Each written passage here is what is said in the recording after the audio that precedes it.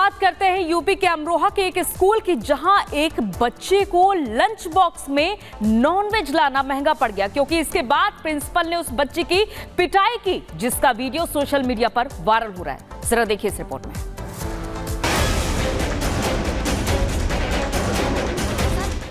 अमरोहा के एक private school में टिफिन में नॉनवेज लाने का मामला तूल पकड़ता जा रहा है। अमरोहा के Hilton convent senior secondary school का एक वीडियो सोशल मीडिया पर तेजी से वायरल हुआ। वायरल वीडियो में प्रिंसिपल और बच्चे की मां आपस में बात कर रही हैं, जिसमें बच्चों की मां आरोप लगा रही है कि स्कूल ने बच्चों को बंधक बना कर रखा। क्यों आपने इसे बंदी बना कर रखा पूरे दिन? बताइए। हाँ, बिल्कुल, अपने भाई अंदर बिठाने क्लास के अंदर। वायरल वीडियो में ये भी आरोप लगाया गया कि बच्चा स्कूल में नॉनवेज लाता है, बाकी बच्चों को मुस्लिम बनाने की बात करता है, यहाँ तक कि हिंदू देवी देवताओं का अपमान भी करता है। वायरल वीडियो में स्कूल के प्रिंसिपल बच्चों को स्कूल से निकालने की बात तक कहते दिखाई दे रही है। और नॉनवेज लेकर के आएंगे, आपने कई बार नॉनवेज भेजा है, बच्चा आपका कह रहा है। वायरल वीडियो की जांच करने रिपब्लिक भारत की टीम अमरोहा के इस स्कूल में पहुंची तो हमें स्कूल के प्रिंसिपल मिले। वायरल वीडियो पर बात करते हुए स्कूल के प्रिंसिपल ने बताया कि बीते शनिवार पेरेंट टीचर मीटिंग के दौरान कई बच्चों ने तीसरी क्लास में पढ़ने वाले एक बच्चे को लेकर शिकायत की थी, जिसमें कई पेरेंट्स ने बताया था कि तीसरी क्लास में पढ़ने वाला बच्चा हिंदू देवी देवताओं का अपमान करता है, जिसको लेकर 2 तारीख को जब स्कूल प्रशासन ने पूरी क्लास से इस बारे में जानकारी जुटाई तो बच्चों ने तीसरी क्लास में पढ़ने वाले बच्चों के खिलाफ कई बातें बोली, जिसके बाद स्कूल प्रशासन ने उस बच्चे को कंप्यूटर लैब में बैठा दिया ताकि स्कूल में माहौल खराब ना हो। स्कूल प्रशासन द्वारा बच्चे के पेरेंट्स को कॉल किया गया ताकि बच्चे की काउंसलिंग करवाई जा सके। स्कूल के प्रिंसिपल का ये भी कहना है कि बच्चों को बंधक बनाकर रखा गया, ये बात बिल्कुल गलत है। बच्चा जब कंप्यूटर लैब में बैठा था तो वहीं पर उसने अपना लंच किया और वहीं से वॉशरूम भी गया। बंधक बनाने जैसी कोई बात नहीं है। लेकिन जब बच्चे की शिकायत के बारे में बच्चे की माताजी से बात की गई तो वो गुस्सा करने लगी। स्कूल के प्रिंसिपल ने बताया कि अप्रैल के महीने से ही बच्चों की फीस जमा नहीं की गई है। इस घटना के बाद भी बच्चों को स्कूल से नहीं निकाला गया है। पहले तो बंधक बनाना जो शब्द है वो बहुत गलत है। जब हम क्लास में गए और जब ये सभी बच्चों से पूछा तो उन्होंने सभी ने एक ही आवाज़ में ये बात कही, तो हमने उसको उस क्लास में नहीं छोड़ा, इसलिए उसको वहाँ से बुला करके और हमने उसको एक कंप्यूटर लैब में बिठा दिया था। पिछले सत्र की कोई फीस जमा नहीं है। एनुअल का रिपोर्ट कार्ड भी आप लेंगे तो फीस जमा करके ही तो लेंगे।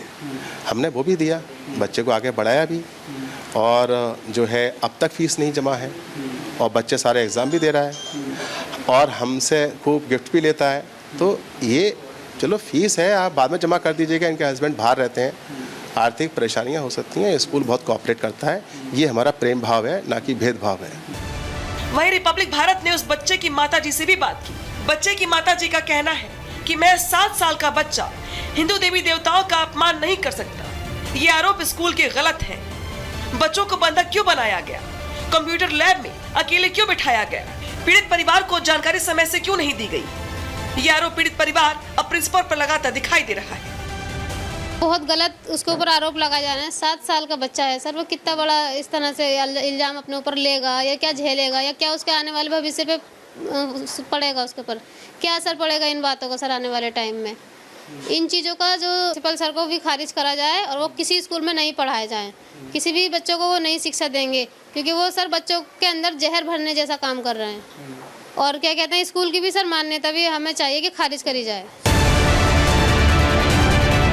इस घटना के बाद से शिक्षा विभाग ने 3 सदस्यीय जांच कमेटी बनाई है, जो इस पूरे मामले की जांच कर रही है। शिक्षा विभाग ने स्कूल प्रशासन से लिखित में उनका पक्ष मांगा है, तो वही आरोप लगा रही फैमिली से भी जांच टीम ने लिखित में उनका पक्ष दर्ज करने को बोला है। कल तक शिक्षा विभाग द्वारा बनाई गई जांच टीम डीएम को अपनी रिपोर्ट सौंपेगी। इसके बाद आगे की कार्रवाई क्या की जानी है उस पर निर्णय लिया जाएगा।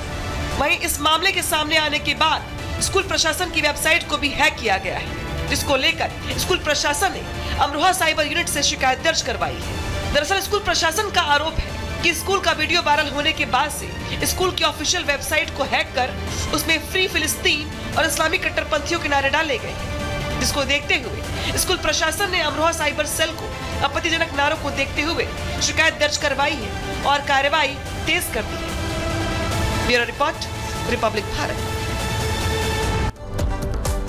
और इधर नेशनल कॉन्फ्रेंस के उपाध्यक्ष उमर अब्दुल्ला ने अफजल गुरु की फांसी की सजा पर एक बयान दिया और इसके बाद से इस मुद्दे पर चर्चा शुरू हो गई है। देखिए इसी से जुड़ी खास रिपोर्ट।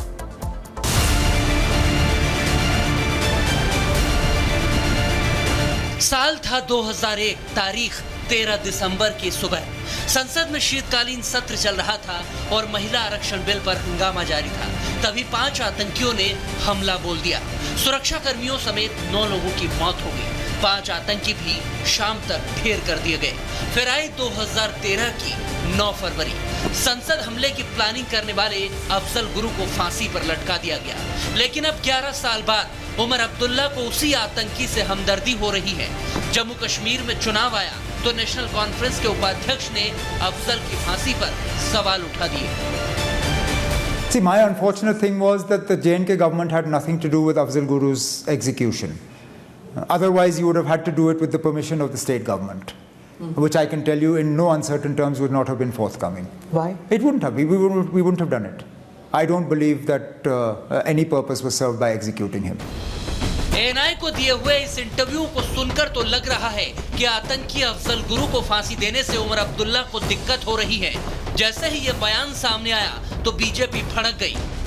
आज उनको कह रहे हैं चुनाव जीतने के लिए कि फांसी देना गलत था, तो पहले आवाज खामोश थी क्या चाहते उमर अब्दुल्ला? मात्र कुछ चुनाव जीतने के लिए देश को तोड़ने की बात करेंगे। उमर अब्दुल्ला जी घबराकर क्या कहते हैं, अफजल गुरु का मुद्दा छेड़ते हैं और सोचते हैं कि किसी तरह से उनको इसके चलते कुछ इमोशनल अपील वो करेंगे। लेकिन आप सोचिए उनकी ऐसी बुरी हालत है कि 2-2 जगह से वो अपनी किस्मत आजमा रहे हैं और बाकायदा सर से टोपी निकालकर भीख मांग रहे हैं अपनी इज्जत की। उमर अब्दुल्ला जी ऐसे नाम लेकर कश्मीर की जनता को गुमराह कर रहे हैं। कृपया आप आगे भी एमपी के इलेक्शन में हार चुके हैं, इस बार भी आपकी तबाही होनी तय है। नेशनल कॉन्फ्रेंस के उपाध्यक्ष उमर अब्दुल्ला की ओर से अफजल गुरु की फांसी पर दिए गए बयान से इस मुद्दे पर नई बहस शुरू हो चुकी है। इसमें सबसे पहले बीजेपी कूदी, दूसरी ओर नेशनल कॉन्फ्रेंस के साथ मिलकर चुनाव लड़ रही कांग्रेस के लिए जवाब देना मुश्किल हो गया है, क्योंकि अफजल को फांसी कांग्रेस के शासन में ही हुई थी। राष्ट्र विरोधी जो तत्व हैं जिन्होंने इस साजिश को रचा था, अगर उनको फांसी दी जाती है तो इन पर इनको इतराज क्यों है? राष्ट्र विरोध जो तत्व हैं इस प्रकार से इस पर टिप्पणी करना, ये माहौल बनाना चाहते हैं कश्मीर में और पूरा आतंकवादियों का समर्थन ले रहे हैं, तभी इस प्रकार की भाषा बोल रहे हैं। लगता है कि he is trying to justify और ग्लोरीफाई द टेररिज्म, बिकॉज किसी को हैंग करना जो कहीं ना कहीं निहत्तों लोगों का जिन्होंने कत्ल किया होगा। पार्लियामेंट अटैक आपको याद होगा, पार्लियामेंट अटैक में कितने सारे बेगुनाह लोगों की जान गई। मुझे लगता है कि उसको हैंग करने से उन लोगों की फैमिली को और उन लोगों को इंसाफ मिला। तो क्या वो कहना चाहते हैं कि सुप्रीम कोर्ट ने गलत निर्णय लिया था, वही सुप्रीम कोर्ट जो संवैधानिक पीठ है, या वो कहना चाहते हैं कि यूपीए की सरकार ने गलत निर्णय लिया था?